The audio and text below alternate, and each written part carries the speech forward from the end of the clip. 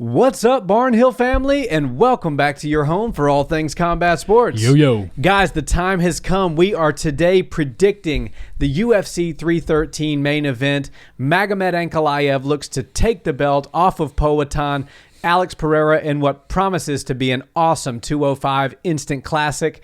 Nick, let's get into this one because there's a lot of technical stuff to break down before we actually give our prediction. And the one thing that really sticks out to me is that if Alex is to win this fight, and this fight is so close, and the odds reflect that. You look at some betting sites, and it has Alex being a slight favorite. Others, I've even seen Magomed being a slight favorite. Wow. We're going to call it a pick'em because this one is basically a coin flip. But if Alex is to win, this is going to be a really difficult fight where he has to fight really intelligently because Magomed Ankalaev is not Khalil Roundtree. He's not Yuri Prohaska.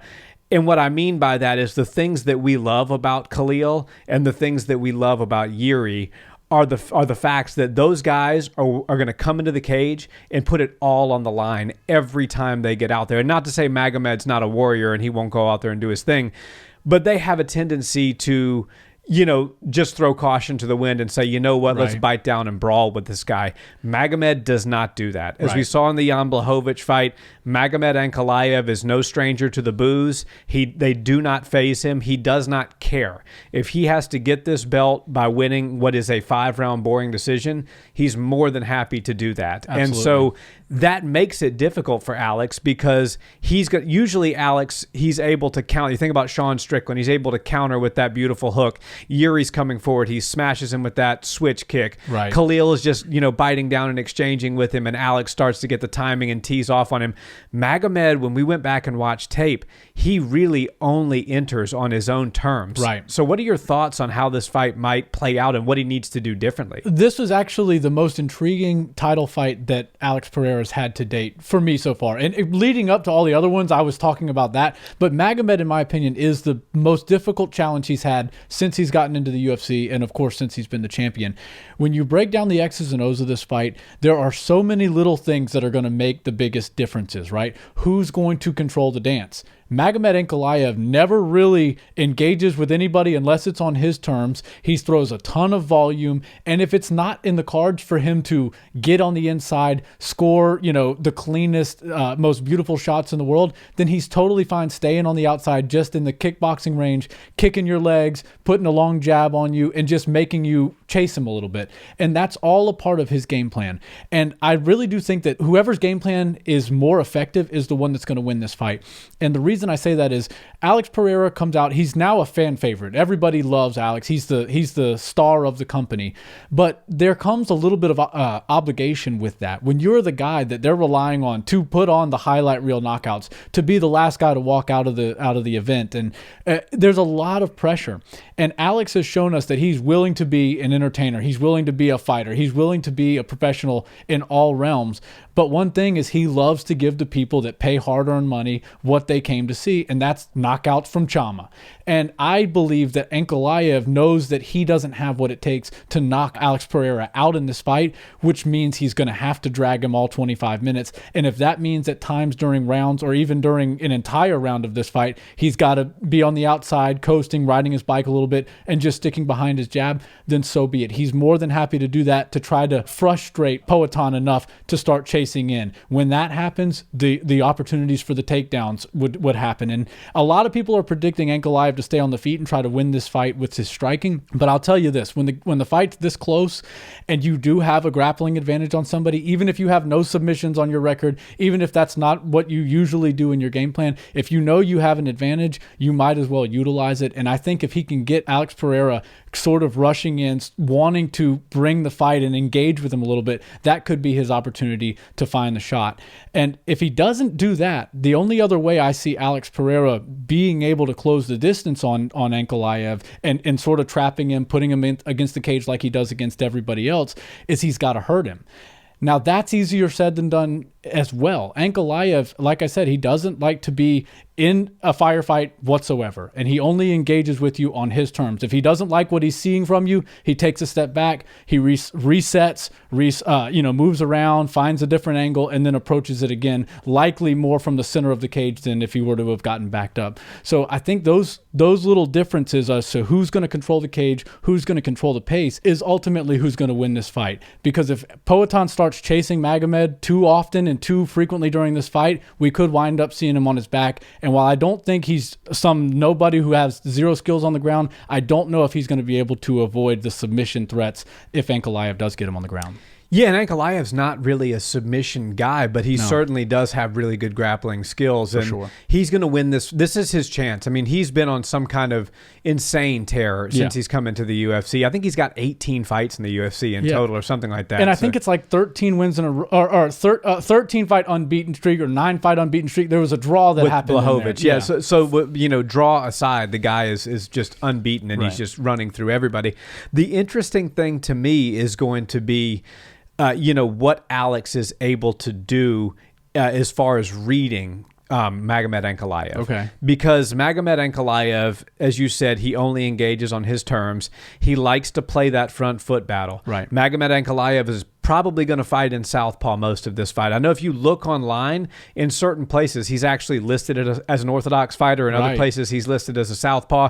If you watch his tape, he's mostly out of the southpaw position. Right. However, he does have knockouts from the orthodox position. Yep. So he's a very versatile fighter. But for the purposes of this video, based on what I've seen, I'm just going to call him southpaw. Yeah. And I believe that we're going to see the southpaw stance from Ankalaev most of the fight, which means he's going to be very aware of the front foot battle. Right. And for those that don't know, the front foot battle just simply means that if you're a southpaw and you're fighting an orthodox or vice versa, your front foot is on the outside of their front foot. Right. It makes their power hand harder to reach you, and it makes your power hand have a clear shot basically to the inside. Also opens up body kicks and such. So Alex's ability to read the entries of Ankalaev, how is he coming in? How is he trying to play that foot battle? What is he doing to feint? We also discussed how Ankalaev throws a lot of different lead hand combinations. Yeah. A lot of people will throw a double jab and then go into whatever they're going into, whether it's a straight or even a takedown attempt or something like that. Ankalaev likes to mix it up. He'll throw a jab and an uppercut, or an uppercut and a hook, or a jab hook. He really is very versatile with that front hand, and he likes to play that hand battle as well as the foot battle. Right. He doesn't like to have his opponent's hand unattended to. But here's where the foot battle actually could play into Alex's favor if he gets the timing right. Yes, the power hand is further away, meaning the straight, if you're winning the foot battle. However, the front hand is closer. And we're talking about Alex Pereira here. Yeah. What's Alex Pereira's signature move? The most vicious front hand in the world. The most vicious front hand in the world, the hook. Right. So Alex actually can take what is normally a disadvantage to fighters in losing that front foot battle and turn it into an advantage because Ankalaev is inching ever so closely more near to his power hook that he can deliver. So that little battle there is going to be really interesting for me. I think the sweet spot for Poatan in this fight is rounds 2 through 4. I really believe Ankalaev is going to win the first round because I think Alex is going to try to download the data, as everybody says. And I hate to use that term because I feel like it gets overused, but that is, I have no other term for it at this present moment. I think that's what Alex is going to do in the first round.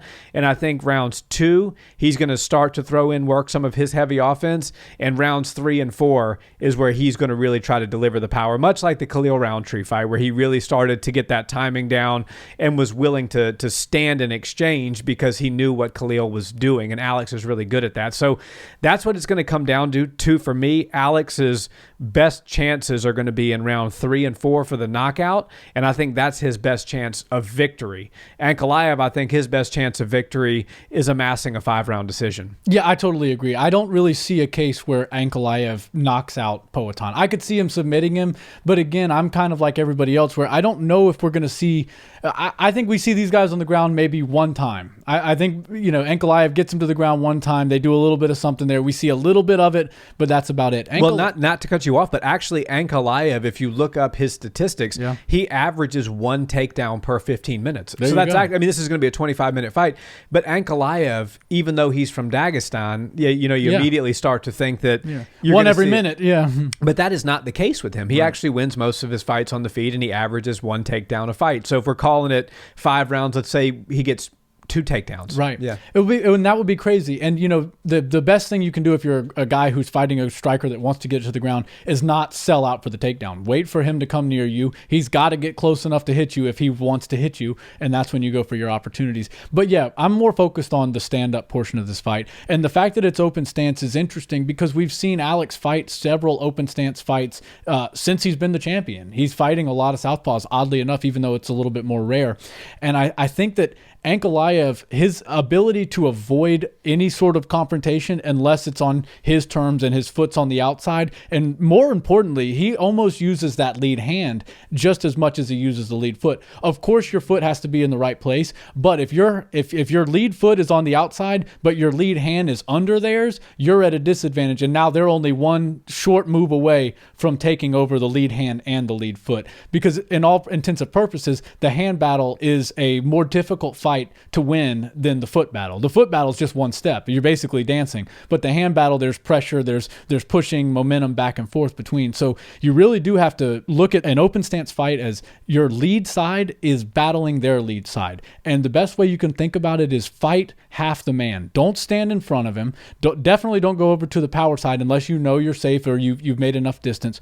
But if you're going over and you're fighting the lead foot battle, the lead hand battle, and you're constantly making them deal with that, they aren't able to use their power kick, their power hand, or any of their power shots because they'd have to cross their body, and it just doesn't make sense. So it's very, very important if you're going to play this battle and try to win it on the outside that your hand is also controlling their hand, because if not, you really do start to run into things like lead hooks, and that's something you just can't afford to do against Alex Pereira. But there's a whole level of or a whole game of feints and grabbing the gloves and grabbing the hands that's going to take place between these two guys, and neither one of them likes to concede that position. 9 times out of 10, when you get a guy who's a world champion or a number 1 contender and they start grabbing and they start leading the dance with their foot, you'll see the other person who inevitably loses the fight later on start to give them those positions. And that's where the straight twos open up. That's where the uppercuts, that's where everything up the middle starts to open up. So I really think that lead battle is going to be paramount for Pereira to win. But again, I just don't see how he's going to win it as clear as he's won it in other fights when Magomed just simply won't engage when that happens. When he sees that opportunity, he steps away and he gets away. Now, one other thing I will say that was very interesting to me watching Magomed fight leading up to this, whenever he does have his foot get stepped on the outside and he's in your range, you guys are within striking range, and now his foot's on the inside, one thing I've seen him utilize, which is a unique technique and could be maybe the only way I could see him knocking Poatan out, is a spinning attack. So he loves, whether you throw a kick at him or if you step on the outside and try to put some sort of an overhand or a hook on him, he will find an inside spin attack. And I've seen him land it a couple of times. He doesn't throw it that often, so he really does choose quality when he decides to throw it. But it's a thing of beauty. And Alex Pereira, it worries me a little bit because he believes so much in his chin, his durability, and his ability to roll with the punches, slip, move, and all of his defense. It's so buttoned up. He believes in it so much. But he does happen to get a little bit tall sometimes, whether it's in combinations or when he's evading, when he's moving back. But if he does wind up tall and in range with his foot on the outside, thinking he's in the right place, doing the right thing, and Magomed finds that spinning attack, it could be an interesting wrinkle to this thing, but that would change everything dramatically. Not only who I think is going to win this fight, but I think Magomed, if he does win the fight, would win by decision. If he finds some sort of auxiliary attack like that, it could end the night for Poatan. Yeah, and so now for my prediction, and I don't usually go back and discuss something that I didn't reference earlier in the conversation, but this does play into my prediction. Let's hear it. And of course, before we give you our final prediction for this fight, we noticed something that's pretty alarming. Most of you guys that watch our videos are actually not subscribed to our channel. What's up with that? Guys, if you love MMA content and you're finding value out of the videos that we put out, a subscribe to this channel costs you nothing, but it helps us out tremendously. Now back to the content. Thank you. How Alex does with the calf kicks. Yeah. Because this is going to be southpaw versus orthodox. We saw Jan Blachowicz have a lot of success with the calf kicks against Magomed. Yes. Alex can throw the power leg to the inside of the calf really well. He can also, he does those kind of off balance, sort of rotating calf kicks to the outside when he's fighting somebody who's opposite stance. So that will make a difference. I think if Alex can do that, he can neutralize the grappling, and that'll make his chances go up a little bit. I'm going to take Alex. Yeah. I think Alex Pereira is going to win this fight. I think over a 25-minute period of time, Magomed Ankalaev, if we're going by what he's done in the past, we're going to see about 1 takedown per 15 minutes. And I think Alex is going to surprise a lot of people. Alex is a better grappler than a lot of people give him credit for. Yeah. And it's the same thing with Islam Makhachev, but in reverse. Nobody wanted to give Islam credit for how good of a striker he was because of how good his grappling was. Right. And Islam is a fantastic striker. I believe that Alex is Magomed, not Islam. No, I'm talking about Islam. Oh, shoot, I'm so sorry. No, so Islam, I'm saying the issue with Islam was nobody gave him credit because how good his striking was, because his grappling was so good. Gotcha. So in this instance, it's basically that in reverse. So I think that Alex's grappling is better than many people give him credit for. I don't think Magomed is a super high submission threat. Yep. I think that he can do ground and pound and do damage, but I don't think it's going to get Alex out of there. And then I just keep going back to Alex getting reads on his opponent and then delivering the power sometime mid-fight. And I don't think that over a 25-minute period of time, Magomed, even though he is very difficult to hit and is very disciplined, is going to go a full fight unscathed. Yeah. And Alex knows how to deliver the power, and I think he's going to find that shot. I actually like him to go back to his signature hook. You know, we saw the switch kick with Yuri, and we've seen some different wrinkles. We've seen some really good straights out of Alex that have put opponents down.